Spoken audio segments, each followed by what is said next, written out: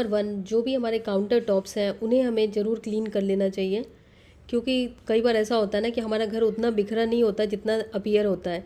तो इसलिए जो भी काउंटर स्पेस है आपका, जैसे टेबल हो गया, डाइनिंग टेबल हो गया, उसके बाद जैसे कि किचन का काउंटर टॉप हो गया, या जो भी इस टाइप का स्पेस है उसको आप अरेंज कर लें। और आप चाहे तो इस टाइप की बास्केट की हेल्प ले सकते हैं। उसमें क्या होता है कि अनइवन चीज़ें अगर आप एक साथ रख देते हैं तो अरेंज लगती है, नहीं तो जैसे हमेशा ज़रूरी नहीं है घर में हर कुछ इवन ही हो और एक जैसा ही हो। तो इसलिए इस टाइप के बास्केट की आप हेल्प ले सकते हैं, देखने में अच्छा लगता है। खास करके अगर आपके घर में छोटे बच्चे हों तो उसमें बहुत सारी ऐसी चीज़ें होती हैं जिनका हमें समझ में नहीं आता उनकी कैटेगरी क्या है एग्जैक्टली। तो उसमें आप बास्केट वगैरह में अरेंज कर सकते हैं। और कोशिश करनी चाहिए सामने दिखने वाली चीज़ें खाली रहें, साफ़ रहें, तो ही अच्छा लगता है, नहीं तो माइंड बिल्कुल ही क्लटर्ड सा हमें लगेगा। जो भी आपके दिन के कपड़े होते हैं या धुली हुई लॉन्ड्री होती है, उन सबको बेड पे या चेयर पे बिखेर के ना रखें। कोशिश करें कि जैसे कि आयरन वाले कपड़े अगर आप उस समय आयरन नहीं कर सकते या आयरन के लिए नहीं भिजवा सकते, तो उनको किसी कपड़े में रैप करके रख दें। और अगर आप फोल्ड करने का टाइम नहीं है आपके पास तो किसी बास्केट में डाल दें, उस लिड वाले बास्केट में उसको कवर कर दें। जब आपके पास टाइम हो तो उसको फोल्ड कर लें, क्योंकि मोस्टली ऐसा होता है कि हम लोग सोचते हैं अभी करेंगे और उस चक्कर में कई बार हम ऐसे ही छोड़ देते हैं। और जब हम ऐसे छोड़ते हैं उसी समय हमारे घर में ऐसे गेस्ट आते हैं जो कि मतलब इस टाइप के होते हैं कि हाँ तुम्हारा घर बहुत बिखरा लग रहा है। तो बेटर है इस टाइप की सिचुएशन ना आए। तो जो भी कपड़े आपके हैं डेली के जो होते हैं उनको जैसे कि धोने वाले हैं लॉन्ड्री बास्केट में डाल दें या मशीन में धो लें। नहीं धो सकते तो उनको अलग रखें। जैसे ये प्रेस वाले कपड़े थे तो मैंने इनको बांध के रख दिया। और उसके बाद ये जो कपड़े थे ये मैंने आज निकाला था पहनने के लिए, लेकिन नहीं पहना, इसको ऐसे ही मैंने फेंक रखा था। तो इसको मैं फोल्ड करके रख देती हूँ, नहीं तो ये ऐसे ही बिखरा रहता है। रात को सोने से पहले हर रोज़ अपना जो लिविंग एरिया है उसको ज़रूर अरेंज कर लें, रीअरेंज कर लें, ताकि जो दूसरे दिन आप सुबह उठें तो आपका माइंड बिल्कुल फ्रेश हो। ऐसा ना लगे कि बिखरे हुए घर में अब आप क्या करेंगे, कहाँ से शुरुआत करेंगे। तो जो हमारा लिविंग एरिया होता है वो अरेंज रहता है तो बहुत तसल्ली रहती है। और ख़ास करके तब कि अचानक से सुबह कोई आ जाए तो ये टेंशन नहीं रहती है कि हाँ घर बिखरा हुआ है। तो जो भी चीज़ें जहाँ की हैं उनको वहाँ पे रख दीजिए। जैसे कि कई बार ऐसा होता है ना कि हमने लिविंग एरिया में हम सुबह से शाम तक सारा सामान भर देते हैं, किचन का और बेडरूम का सब जगह का सामान होता है। तो जो जहाँ पे जाना चाहिए वहाँ पे वो सामान रख दीजिए। उससे क्या होगा कि आपकी चीज़ें भी अरेंज रहेंगी और आपका एक जो काम है लिविंग एरिया को अरेंज करने का वो भी ईजिली हो जाएगा। हर बार खाना बनाने के बाद किचन काउंटर टॉप ज़रूर क्लीन करें, क्योंकि किचन ऐसा एरिया होता है ना हमारे घर का जहाँ पे हम ज़्यादा टाइम बिताते हैं, खास करके जो फीमेल्स होती हैं। तो किचन में जैसे रोटी अभी मैंने बनाई थी, ये आटा आपको दिख रहा होगा। तो किचन को अगर हम ऐसे रात में छोड़ के सो जाते हैं तो एक तो इसका बहुत सारे और रीज़न भी होते हैं कि हमारा जैसे हम टाइम इसमें बिताते हैं किचन में, और किचन गंदा रहने से हमें बहुत तरह की मेंटल प्रॉब्लम भी आती है। लेकिन अगर किचन हम साफ़ रखते हैं तो उसके फ़ायदे बहुत सारे हैं। जैसे किचन में कॉकरोच नहीं आएगा, सुबह हमारा टाइम बचेगा। सुबह जैसे बच्चे स्कूल जाते हैं, हस्बैंड ऑफिस जाते हैं, या हम खुद भी ऑफिस जाते हैं, तो वो हम टाइम पे पहुंचेंगे, या जो घर के लोग जहाँ पे भी जाते हैं वो टाइम पे पहुंचेंगे। और जो बर्तन है, अगर आपके पास डोमेस्टिक हेल्प है फिर तो कोई बात नहीं, फिर भी बर्तनों को खंगाल के रख लें, उनमें जूठे ना लगे रहने दें, नहीं तो कॉकरोच वगैरह आने का डर रहता है। और ख़ुद धोते हैं फिर तो हर बार जब कुकिंग करते हैं तो बर्तन ज़रूर साफ़ कर लें। हमें अपने घर की जो बाकी की साफ़ सफाई होती है उसके अलावा हमें जो एयर क्वालिटी है उस पर भी ध्यान देना चाहिए। अक्सर ऐसा होता है कि हम पूरे घर को साफ़ कर लेते हैं लेकिन हम ये भूल जाते हैं कि एयर क्वालिटी भी हमें इम्प्रूव करने की ज़रूरत है। तो उसके लिए आपको परेशान होने की ज़रूरत नहीं है, क्योंकि ये भी बहुत ही सिंपल है एयर क्वालिटी को इम्प्रूव करना। ये है मेरे पास अगारो का Regal air purifier with bladeless fan. 3 layer filtration है जो कि इम्प्योर एयर से होने वाली बीमारियों से बचाता है। के साथ अडाप्टर आपको मिल जाएगा। तो पहले मैं अडाप्टर इसमें अटैच कर लेती हूँ ताकि ये ऑन हो जाए। और ये बहुत ही लाइट वेट है, और सबसे अच्छी बात है कि इसको आप किसी भी एरिया में रखेंगे तो देखने में बहुत ही अच्छा लगेगा।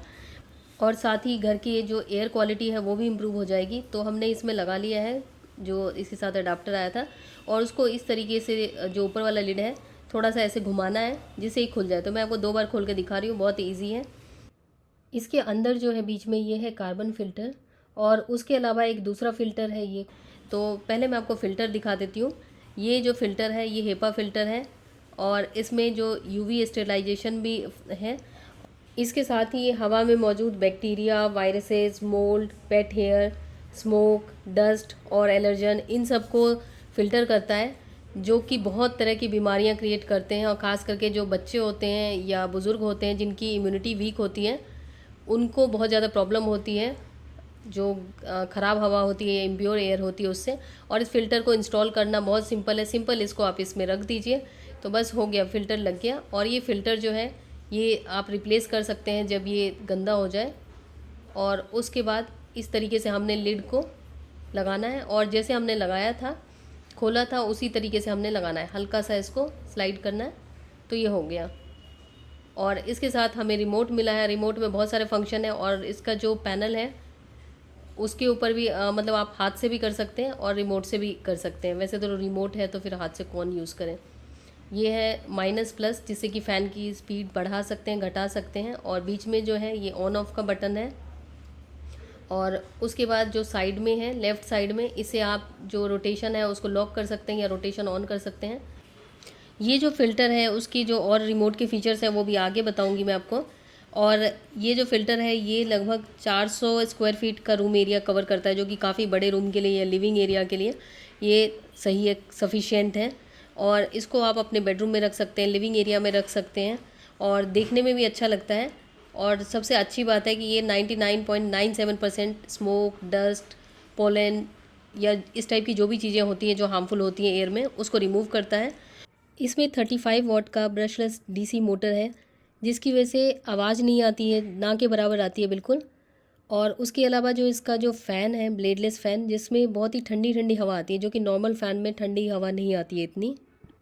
तो चलिए अब मैं आपको रिमोट का बता देती हूँ। लेफ़्ट साइड में जो बटन है ये ऑसिलेशन के लिए है, तो इसे आप ऑसिलेशन लॉक कर सकते हैं या ऑन कर सकते हैं। और नीचे जो है ये यूवी फिल्ट्रेशन के लिए है। ये आपको यू दिख रहा होगा, जब मैं इसको प्रेस करूँगी तो यू हो गया, तो यूवी फिल्ट्रेशन के लिए है। ऊपर वाला बटन प्रेस करने से आपको फ़िल्टर के ऊपर एच दिख रहा है, जो कि हाई स्पीड है। और उसके बाद जो इस साइड टाइमर है, टाइमर आप 1 से लेके 8 घंटे तक का टाइमर लगा सकते हैं और जितनी देर आपको चाहिए उतना आप वो कर सकते हैं। और उसके बाद नीचे से आप फ़ैन की स्पीड बढ़ा सकते हैं, घटा सकते हैं। और फ़ैन की स्पीड 1 से लेकर 9 तक है, तो आप अपने हिसाब से जो स्पीड चाहें उस पर सेट कर सकते हैं। वैसे तो ये अगारो का एयर प्यूरीफायर लगभग 11,000 के करीब का है, लेकिन इसमें 3 लेयर फिल्ट्रेशन की वजह से आप हवा से होने वाले बहुत तरह की जो बीमारियां होती हैं, जो इम्प्योर एयर की वजह से होती हैं, उससे बच जाते हैं, जिससे कि आपका डॉक्टर का खर्चा बहुत हद तक बच जाता है। और इसमें 35 वॉट ब्रशलेस डीसी मोटर की वजह से बिजली का बिल तो कम आता ही है, साथ में बिल्कुल शोर नहीं आता है। और यूवी फिल्ट्रेशन की वजह से बिल्कुल मन शांत रहेगा, आपके जो आसपास की हवा है वो भी क्लीन होगी। और उसके अलावा ये वाईफाई से भी ऑपरेट होता है, तो वो आपको यूज़र मैनुअल में मिल जाएगा कैसे इसको करना है। और ये आप देख सकते हैं स्पीड कम ज़्यादा और हर फंक्शन इसमें है, वाईफाई में आप ऑपरेट कर सकते हैं। और ये इतना स्लीक डिज़ाइन है इसका कि इसको आप अलग से कहीं पे भी लेके जा सकते हैं। और साथ में ये फिंगर टच से भी काम करता है, ये आप देख सकते हैं टच पैनल जो है, इसको आप फिंगर से भी कर सकते हैं, तो डिपेंड करता है आपको क्या चाहिए। और इसका जो ब्लेडलेस फ़ैन है, इसमें इतनी ठंडी हवा आती है, जैसे नॉर्मल पंखे वगैरह में इतनी ठंडी हवा नहीं आती है, तो मेरे हिसाब से तो बेस्ट बाई है। और इसका जो ये टिल्ट वाला फंक्शन है, ये मैनुअल है, तो आप इसको टिल्ट भी कर सकते हैं। तो जैसे आपको चाहिए वो आप अपने हिसाब से देख सकते हैं। लिंक मैंने डिस्क्रिप्शन में दे दिया, तो प्लीज़ ज़रूर चेक करें। उसके बाद नेक्स्ट है कि जैसे ही हमारा जो कबर्ड है या अलमीरा है वो गंदी हो जाती है या कपड़े बिखर जाते हैं, तो उनको रीअरेंज करें जैसे ही टाइम मिले। अगर थोड़ा टाइम मिलता है तो थोड़ा थोड़ा सेक्शन को आप अरेंज करें, क्योंकि अगर आपकी कबर्ड अरेंज रहती है तो आपका बहुत सारा टाइम बचता है और आपको अपनी लाइफ सॉर्टेड लगती है, ऐसा नहीं लगता कि हमेशा बिखरा बिखरा सा। और सबसे अच्छी बात है, बहुत सारे ऐसे कपड़े मिल जाते हैं जो हमने कभी पहने नहीं होते और हम भूल चुके होते हैं। अपने कबर्ड में कोई नेचुरल एयर प्यूरीफायर या कोई अच्छी खुशबू यूज़ करें, जिससे कि आपके जो कबर्ड में कई बार स्मेल आने लग जाती है तो वो दूर हो जाए और आपके कपड़े फ्रेश बने रहें। तो इसके लिए मैं करने वाली हूँ एक छोटा सा DIY। तो ये मैंने जो जूट बैग होता है ना, जो थैले वगैरह होते हैं, उनको काट लिया है। तो आप चाहे तो अपने अच्छी डिज़ाइन में काट सकते हैं, मेरे से जैसा होता है मैंने काट लिया। और उसके बाद जो ये धूप होती है, नेचुरल धूप है ये, इसमें कोई भी हार्मफुल केमिकल नहीं है, तो वो वाला धूप लिया है मैंने। उसकी खुशबू बहुत अच्छी है। आप चाहे तो कोई अगरबत्ती वगैरह वो भी ले सकते हैं, क्योंकि इसमें ये कपड़े वगैरह में रखना है हमने, तो उतना वो नहीं है। और कुछ कैम्फर लिए, कैम्फर बॉल्स, ये भीमसेनी कैम्फर है, ये बिल्कुल प्योर होती है। तो कुछ कुछ टाइम के बाद आप इसको रिप्लेस कर सकते हैं, महीने 2 महीने में। ये कैम्फर तो जल्दी डिज़ोल्व हो जाते हैं, ये इवेपोरेट हो जाते हैं, डिज़ोल्व क्या होंगे। उसके बाद रबड़ बैंड से या धागे से बांध सकते हैं, तो मेरे पास ये रबड़ बैंड थी तो मैंने इससे बांध दिया। तो ये हमारा तैयार हो गया एयर प्यूरीफायर। और साथ में ये पूरी जो कबर्ड है उसमें एक अच्छी सी खुशबू आएगी। इसको आप अलग अलग जगहों पे रख सकते हैं। एक कबर्ड में आप एक रख दें तो ये काफ़ी है। जो हमारे पिलो होते हैं उनको महीने में कम से कम एक बार ज़रूर वॉश करना चाहिए गर्मियों में। जैसे अभी गर्मियाँ हैं, काफ़ी ज़्यादा ह्यूमिडिटी होती है, तो इनको हम अक्सर भूल जाते हैं, जो कि बहुत ज़रूरी है। तो इससे हमारा घर भी फ्रेश रहेगा, क्योंकि कई बार ऐसा होता है ना, सब कुछ हमने साफ़ कर लिया होता है लेकिन तकिए वगैरह फ्रेश नहीं होते हैं, जिससे कि रूम में थोड़ी अलग सी स्मेल आती है। तो इस चीज़ का ज़रूर ध्यान रखें। और मैट्रेस वगैरह है, मैट्रेस प्रोटेक्टर बिछा के रखें, और उसको कैसे क्लीन करना होता है वो भी मैं कभी बताऊँगी आपको, बहुत ईजी होता है। तो उसके बाद जैसे एक पिलो मैंने इसमें डाला है, उसके साथ बेडशीट डाल सकते हैं, पिलो कवर डाल सकते हैं, क्योंकि ये मोटे वाले पिलो थे, और जो पतले वाले होते हैं वो 2 आ जाते हैं। ये फोम वाले हैं तो ईजिली वॉश हो जाते हैं। और उसके बाद कोई भी डिसइंफेक्टेंट आप डाल दें, मैं डिटॉल डाल रही हूँ, जिससे कि अच्छी तरीके से साफ़ हो जाए और ये आराम से सूख जाते हैं। किचन क्लीनिंग क्लोथ्स और जो बर्तन धोने का स्क्रब होता है, उसको कोशिश करनी चाहिए हफ्ते में 2-3 बार हमें इस तरीके से गर्म पानी ले लेना चाहिए, या नॉर्मल पानी आप ले सकते हैं, टैप वाटर। अगर टैप वाटर लेते हैं तो उसमें आप डिटॉल डाल सकते हैं, और जैसे कि अगर गर्म पानी लेते हैं उसमें विनेगर यूज़ करें। तो मैंने नॉर्मल पानी लिया है तो इसमें मैं डिटॉल डाल रही हूँ, तो ये थोड़ा सा डिटॉल डाल रही हूँ। और उसके बाद इसमें जो भी हैं हमारे जो यूटेंसिल क्लीनिंग के जो भी स्क्रब वगैरह हम यूज़ करते हैं वो सारा हम इसमें सोक कर देंगे। ये चीज़ का ध्यान रखें कि सोक करने से पहले अच्छी तरीके से इन सबको साफ़ कर लें, उसके बाद ही सोक करें, और इस तरीके से स्मेल नहीं आएगी इन सब चीज़ों में। क्योंकि तो चलिए अब मैं बताती हूँ कि किचन क्लीनर हमें कैसे बनाना है। तो सबसे पहले हम थोड़ा सा पानी लेंगे, और बहुत ज़्यादा बना के ना रखें, ज़्यादा से ज़्यादा हफ्ते 10 दिन का बना के रखें। उसके बाद आप कोई लिक्विड डिटर्जेंट यूज़ कर सकते हैं, या लाइज़ोल यूज़ कर सकते हैं, या लाइज़ोल जैसे ही कोई फ्लोर क्लीनर आता है वो यूज़ कर सकते हैं। वो मैंने एक ढक्कन डाला है, तो ये मोर देन सफिशिएंट है। उसके बाद थोड़ा सा मैंने डिटॉल या सेवलॉन या कुछ भी ऐसा डाल सकते हैं। तो ये हमारा किचन क्लीनर बन के तैयार हो गया है, और इसमें हमने विनेगर नहीं ऐड किया है। और मैंने जो डाला है, मैंने फ्लोर क्लीनर डाला था, तो जैसे लाइज़ोल आता है और अमेज़ॉन का इन हाउस ब्रांड का भी आता है, तो मैंने वो यूज़ किया था। आप चाहे बर्तन धोने वाले लिक्विड डिटर्जेंट है वो यूज़ कर सकते हैं। इस तरीके से आप किचन में इसको यूज़ कर सकते हैं। उसके बाद हम बनाएंगे मल्टीपर्पज़ क्लीनर। तो इसके लिए मैं ले रही हूँ विनेगर, और किचन क्लीनर में विनेगर नहीं डालेंगे, क्योंकि ग्रेनाइट और मार्बल पे विनेगर डालने से वो ख़राब हो जाते हैं। तो हमने लिया है 1 से 2 ढक्कन हम विनेगर लेंगे, और पानी देख लीजिए मैंने कितना लिया है। तो बहुत ज़्यादा बना के रखने की ज़रूरत नहीं है, तो घर में आराम से बन जाता है। उसके बाद हम कैम्फर लेंगे, कोई प्योर कैम्फर, जो भीमसेनी कैम्फर आते हैं। और कैम्फर बॉल्स को अगर हम क्रश करेंगे हाथ से, बहुत ईजिली क्रश हो जाती है जो ओरिजिनल कैम्फर होता है। तो इसको हम इस तरह से क्रश करके डाल देंगे। और ये भीमसेनी कैम्फर आपको ईजिली अमेज़ॉन पर मिल जाएगा, चाहे तो मैं लिंक दे दूँगी। उसके बाद हम इसको छान लेंगे, थोड़ी देर बाद इसको अच्छी तरीके से रहने देंगे, 10-15 मिनट, उसके बाद छान लेंगे। और उसके बाद आप चाहें तो अगर आपको ग्लास की क्लीनिंग के लिए चाहिए, तो आप उसमें, जैसे मैंने ये फ्लोर क्लीनर है, ये थोड़ा सा मिलाऊंगी।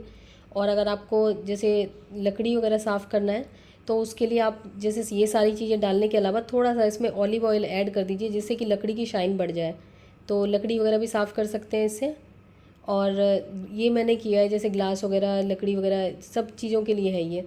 और जैसे कि कोई पुराना हमारे पास परफ्यूम होता है जो एक्सपायरी हो जाता है, तो उसको आप इस तरीके से यूज़ कर सकते हैं। पहले कपड़े में हल्का सा स्प्रे कर लें, उसके बाद जो क्लीनर बनाया हमने उससे हम टेबल साफ़ करेंगे, तो उससे क्या होता है, घर में अलग सी खुशबू आती रहती है। और जो हमें एक्सपायरी परफ्यूम फेंकने थे, तो फेंकने की जगह हमने अच्छी तरीके से यूज़ कर लिए। आई होप ये वीडियो आपको अच्छी लगी होगी। मिलती हूँ नई वीडियो।